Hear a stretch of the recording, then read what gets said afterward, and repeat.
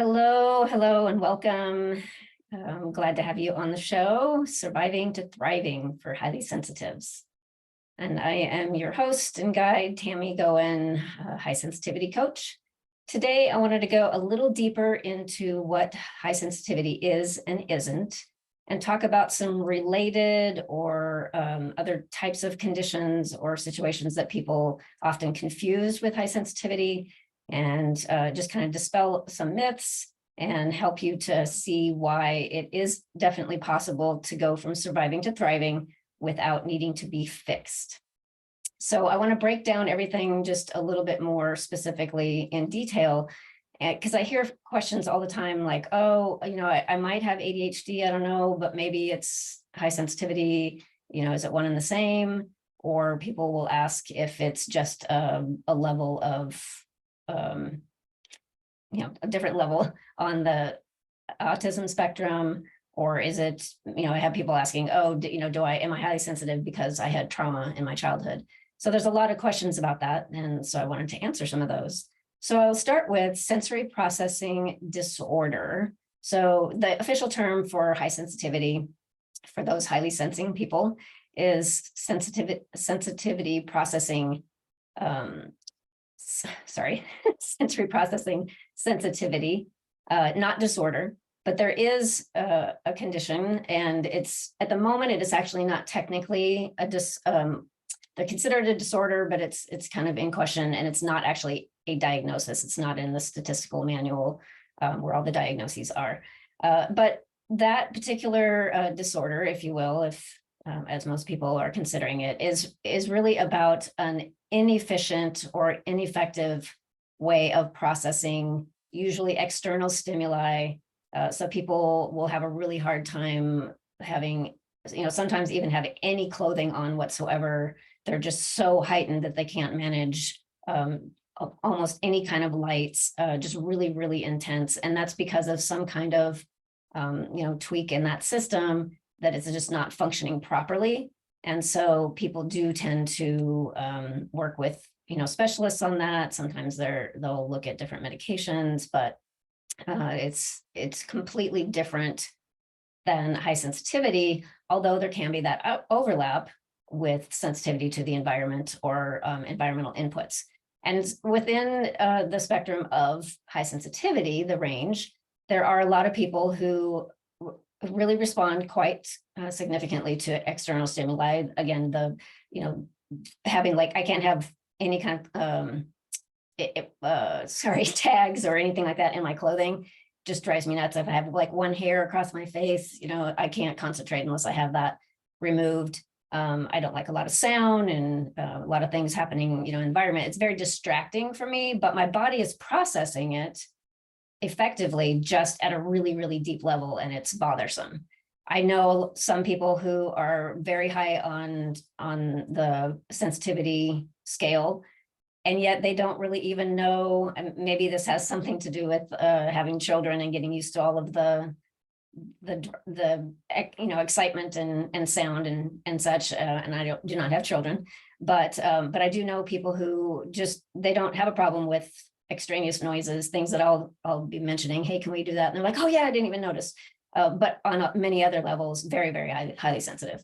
So it's possibly connected, or that there is a lot of overlap with that, but it's not the same as that sensory processing disorder.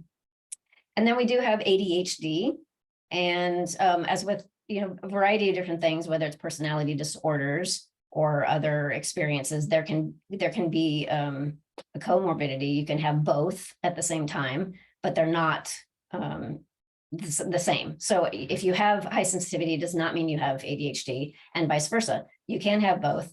The biggest overlap in that tends to be the distractibility, or just that, again, inability to manage effectively all of the inputs.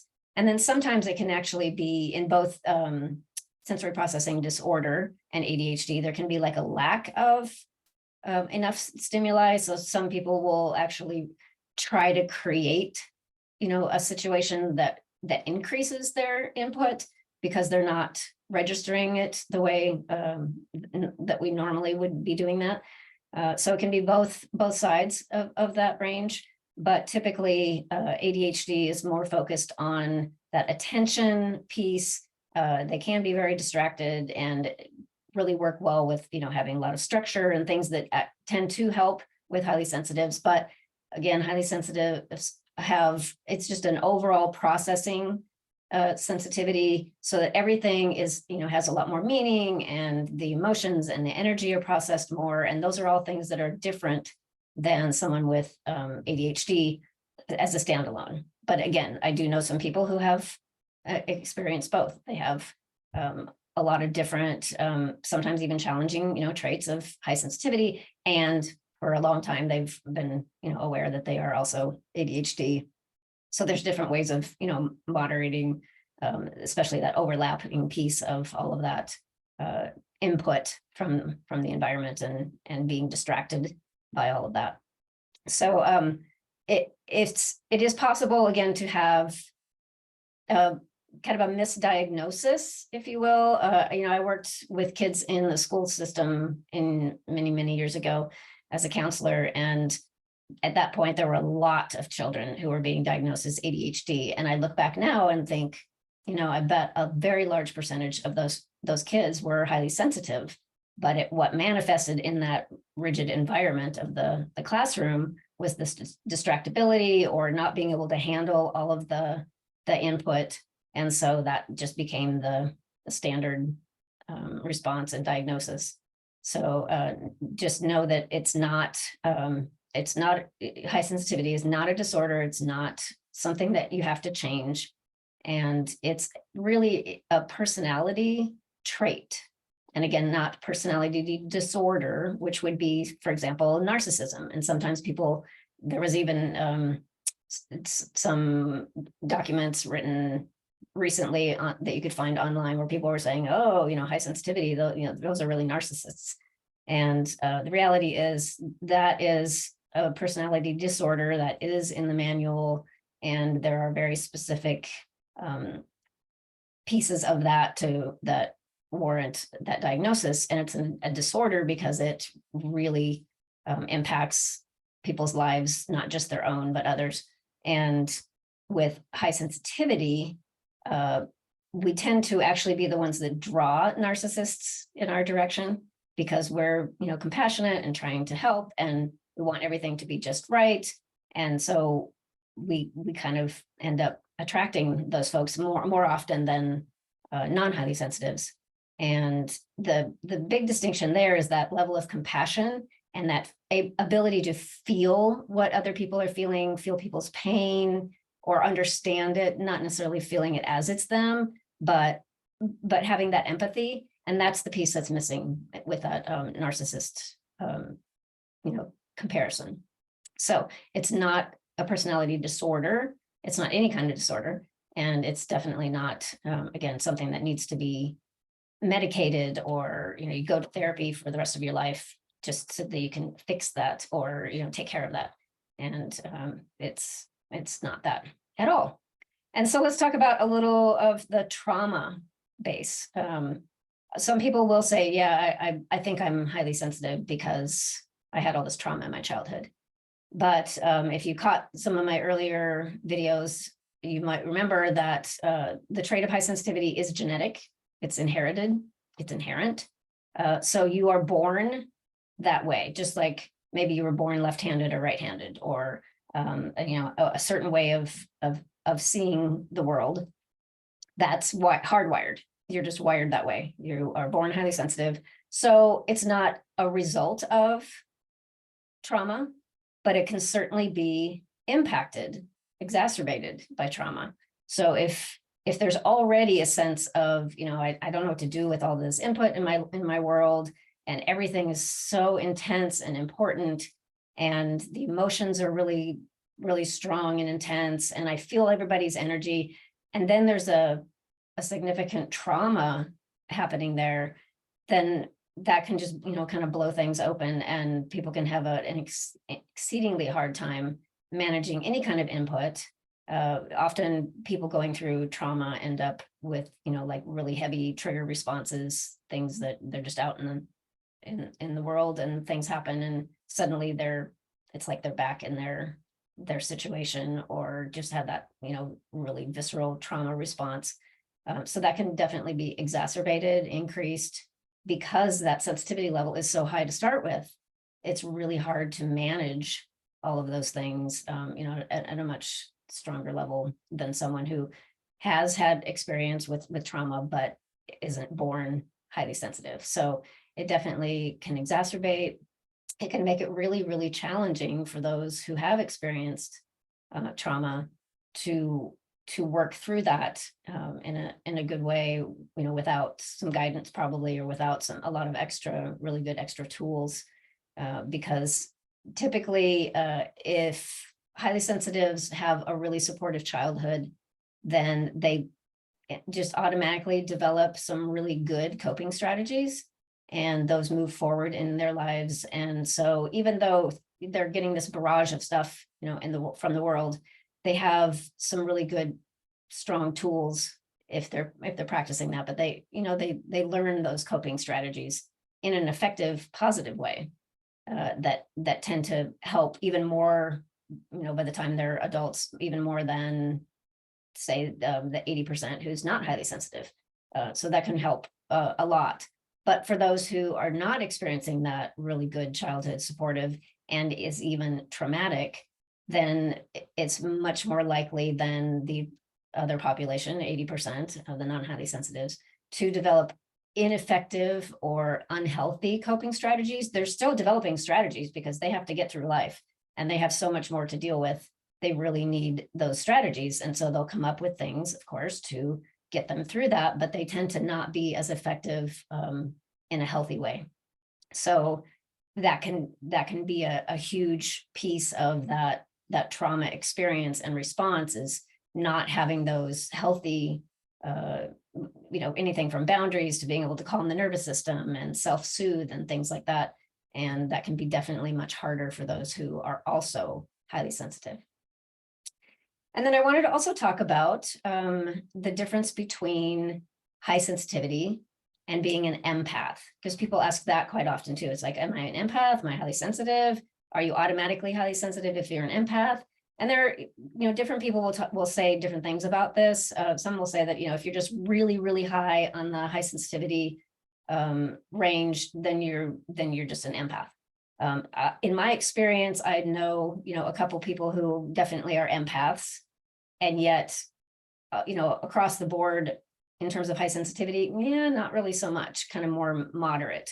But when it comes to like emotions and feelings and the environment, that can be, really, really heightened, but then everything else is fairly moderate. So in my experience, they're not exactly the same, even if you're really, really high on that high sensitivity scale. You might not necessarily be an empath. And generally the difference is that, empaths tend to feel others' feelings, others, if their physical experience, their emotions, everything that's going on, as often highly sensitives do, but to a point where it's as if it's their own. Like, you can't tell the difference. Like, is this mine? Is it somebody else's? I don't know. I just feel this pain, like something is happening to me now. And, physically that might be, oh, I've got this knee pain. What's going on with knee pain? I don't have that. That's not in my realm, generally speaking. And then you find out, your best friend just, twisted or injured, her knee. And you realize, like, okay, I was taking that on, even though I wasn't even aware what was going on. I was sucking all that up. And so that's kind of that level of empath. And that can also be at an energetic, emotional place rather than a physical experience. But typically that's kind of a difference between high sensitivity and empath. Both have a really high sense or high level of empathy and compassion and those kinds of things. But the empaths tend to have that extra step of like, wow, I'm feeling this as if I just twisted my own knee, or, I had this same experience happen to me that this other person is, so sad about. And not being able to, without the right tools.